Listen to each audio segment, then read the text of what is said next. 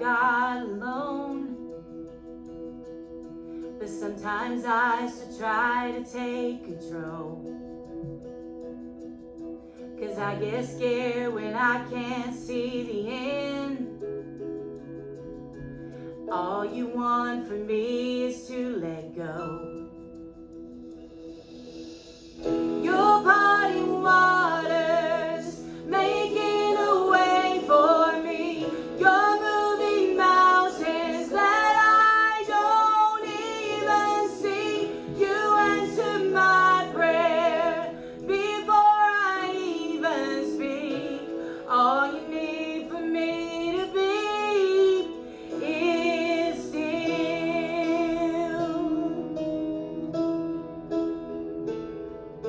I bring my praise before I bring my need, 'cause there's no fear you've not already seen. I rest my heart on all your promises, 'cause I have seen and know your faithfulness. Your parting waters making a way for me. You're moving mountains that I don't even see.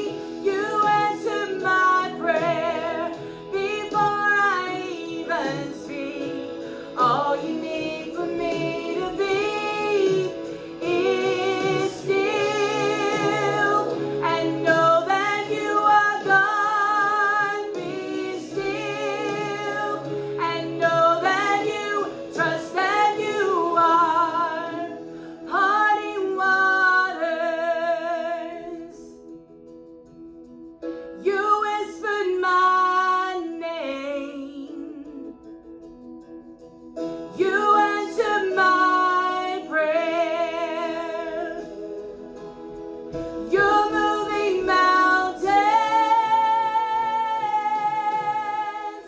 You're parting water, making a way for me. You're moving mountains that I don't even see. You answer my prayer before I even speak. All you need for me to be is still.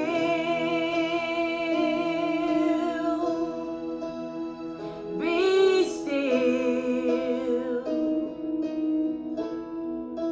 Be still.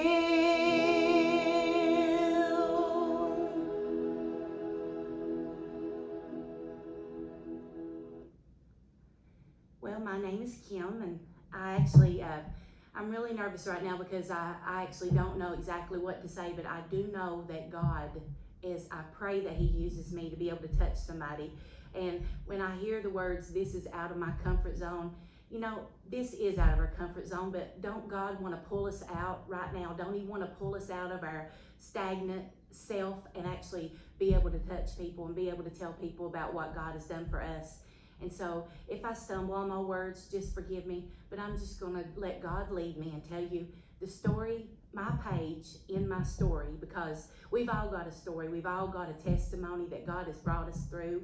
And when I was asked to do this, I was hesitant, and I put her off and put her off and put her off. But you know what? I can't put God off. I've got to be able to give my story and let people be able to see what God did for me, because He touched my life in an amazing way. Back in July of 2019, I actually went to the beach with one of my friends, and I got a huge blister about that big on the bottom of my foot, and it was about that thick, and all the skin was completely gone. And so I came back from the beach. I kept it clean. I kept it covered. I watched over it. I didn't let anything happen, and my husband would beg me to go to the hospital, and I wouldn't go. I didn't want to go. I thought I could take care of myself, and there was nothing there for him to put back.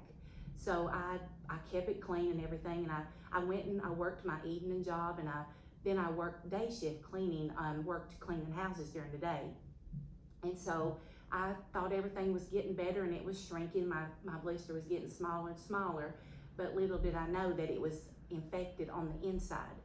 So on September the 16th, I woke up with a big, huge purple toe in the middle toe on my right leg. And it scared me. And I hate going to the hospital, but I wanted to go. So my plan was I was going to drive to Norton. I was going to go to Norton to the doctor, to the hospital, see them. Then I was going to go on into work. But God actually had other plans for me. He'd already said it. He'd already had my story written out. And I actually have just waited for him. So I actually said, well, I'm going to go on. But as plain as I'm talking to you right now, I heard Kingsport. Well, what did I do? I ignored it. And I went on, and I drove to the dollar store. I'm gonna tell you something funny. I rode to the dollar store and I got me a razor. I got me some shaving cream, a pair of house shoes, and some little socks that I could put on because I hadn't shaved my legs. So I said, I'm not going to see the doctor without shaving my legs. So when I go into the hospital, I see 3 people sitting there. So I go on to the hospital, to the bathroom without registering, and I shave my one leg. I didn't care about my left leg. I just cared about my right one where they were going to see it. So I came out, it wasn't even 5 to 7 minutes later. Here I come out, and there was 20 some people in that waiting room. So I didn't feel good. So I said, well, I'll just leave and I'll come back and go to the doctor tomorrow. So I was driving on the way. I thought, I just don't feel good. I felt sick to my stomach. So I called in to work sick. And I needed gas, so I pulled in and got some gas at the gas station in Norton. And again, God said, Kingsport. Well, I actually got away from my stubborn self and I drove myself to Kingsport and I listened to him. I got to the hospital and went into the emergency room, and they actually took my temperature. It was 103.9. And they ran a little bit of test, and while I was in there, she said, you are septic. And I didn't know what that really meant. And they said that what it was that it got in my bloodstream. Infection had gotten so bad it got in my bloodstream. So my toe was completely purple, and all the way up past my ankle was red because that infection had gotten so bad. So they said, oh, we'll just keep you overnight. We'll just keep you here and get you a little bit of antibiotics in your system, and then we'll let you go home. Well, 4 surgeries later and actually 21 days later, I walked out of the hospital. And as I was there,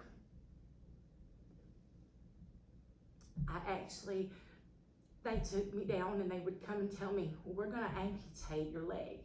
We're gonna do your leg knee down. We can't save it because we wanted to make sure that it doesn't get in your bone. So they actually took me down for surgery, and they would debris it, take all the dead tissue out, because the one doctor said my foot was actually rotting. The tissue was rotting in me. So they took me down, they cleaned it out. It had come out the top of my foot, and so they had to actually debris. So 4 surgeries, they debrided it, and it was actually, from what I understand, I never looked at the wound at first, but it actually looked like a deck of cards could fit down in it. That's how deep it was and how wide it was. So they told me, they said, well, we're gonna send you down to wound care. They put me a wound back on, and then they said, we're gonna send you down to wound care. So they take me down to wound care, and they didn't tell me why. I thought that I was going down to actually get wound care on my wound. And the lady, the doctor, she said, do you know why you're down here? And I said, well, I assume wound care. And she said, no. She said, you're down here for them to be able to determine how far up they needed to amputate your leg. So of course I was worried. Of course I was concerned, but I wasn't ever mad at God, because I did it to myself. I let the infection go where it shouldn't have. I didn't listen to him. I didn't listen to anybody. I was just trying to take care of it myself. So the doctor said, we only need 33, when we put these little things all over you, your blood flow all the way down to your wound on your foot, we only need 33% to pop up on this machine. And that means there's good blood flow. But my blood flow all the way down to my wound was in the high 80s and high 90s. And the doctor said she had not seen that before, that had been that high with that blood flow. So of course I was crying, and they were actually teared up and smiling and happy, because she leaned down to my ear and said, "Do not let them amputate your leg." She said, "There's too good a flow in there. There's too good of blood flow in that." And I couldn't help but think about the blood flow of God, how Jesus let that blood flow to help me, to forgive me of my sins, to cleanse me, make me free, and make me whole. But of course they had to go to the other doctors and let them know that there was good blood flow. So when they did, the doctor still said there's no chance that leg, this was on a Tuesday, he said the wound will be, the leg will be amputated knee down on Friday.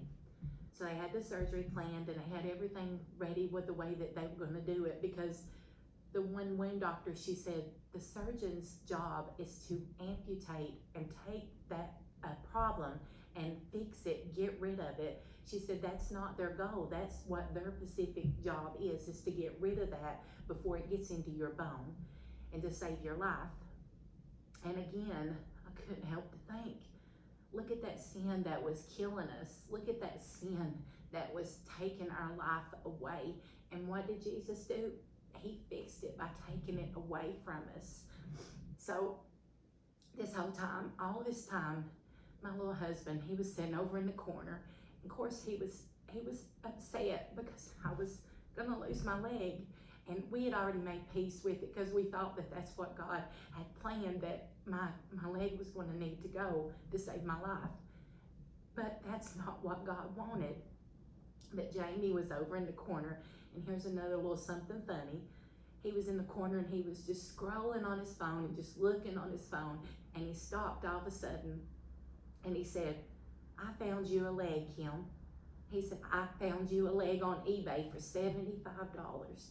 He said, and of course that just helped everything. We just laughed, and as we knew, I just thought that that's what it was, and I had peace with it. I had complete peace I'd never experienced. So they came back in, and the doctor, we were like, we want to try anything we can to save my leg if we can. And he said, "Well, I'm going to send in a plastic surgeon tomorrow. It's on a Thursday." He said, "If he cannot fix it, it's a big old open hole," he said, "then we will have to amputate." So here comes the little plastic surgeon in the next day on Thursday, and he said, "Oh, I can fix that." He wasn't even in the room about 2 minutes, and he said, "I can fix that." And my cousin said, "So we're not going to have to amputate?" And he said, "No, I can fix that." So he said, "You come back in my office after 2 weeks, go home, get your antibiotics done, get your wound care, get your wound back, leave that on." And he said, "You go on and you do that, and you come and see me in 2 weeks." And he said, "We'll schedule your surgery." So, I actually walked out of that hospital. Of course, I had a little struggle with it, walking around and stuff. But I can tell you, nobody believes me, but I can honestly tell you from heaven that I only had one bit of pain, and they actually determined the only bit of pain that I had, the reason is they had the wound vac too tight. After they loosed the wound vac, it went away. I didn't have it. So I went through this, but God actually didn't let me experience the pain of that, because the doctors would say, "You can't tell me there's no pain," because they'd ask me constantly, "Do you want a pain pill? Do you want something that can help you with your pain?" And they didn't understand I didn't have it, but God had already had it planned out for me. It already had it. So I went to hyperbaric. I got my surgery done, and I still have my foot today. And I was doing good. I was healing really good. And December 3rd, I actually woke up from a nap on the couch, and I go in and I find my husband was actually passed away with a heart attack, 49 years old. And I'm not going to say that that wasn't one of the hardest things in my life to experience, because I loved him so much. I loved him with all my heart. And I thank God for the 20 years that I had with him. I thank God, and I know that I will see him again one day. I know it, because God promises us, and he promises, he keeps his promise. But on the day after his surgery, I actually went to the bathroom at church, and I was just sitting there, just talking, just thinking, and God, I closed my eyes, and God told me, I did not take Jamie from you. I brought Jamie home, because Jamie was saved, and Jamie actually is now in heaven, where I want to be, where I'm striving to be, where I want to be one day, and I'm going to be, because I asked Jesus to forgive me of my sins, and I asked him to come into my life. So through my story in my life, because God, the great author, is writing my story, and this is just a couple of pages in my story, but I can say that he's still parting waters. For me to walk through, he's still moving mountain. He's still answering our prayers. And we may not understand why we're going through stuff that we go through, but I can definitely tell you that I'm never mad at God. I'm not mad at him to taking Jamie home, because I want to be there one day. I'm not mad at him for me going through what I went through, because I didn't experience the pain. I didn't even experience it, for him to get the glory that he's going to get from me experiencing that. He has touched people in my family. He has touched people, the little lady, the cleaning lady at the hospital. He touched her. She came in and told me not to lose my faith. And then she is the one that came back the next day and said she made it right. So God used my little story to help people. And he's going to use you too. So don't give up. Don't worry about this virus thing that's happening. You pray to God. Yes, you be smart with it, but you pray to God, and he's going to move mountains. He's going to still do everything he's doing. You just let him write your story. Thank you very much for listening to me. I pray right now, if you don't know Jesus, please come to know him.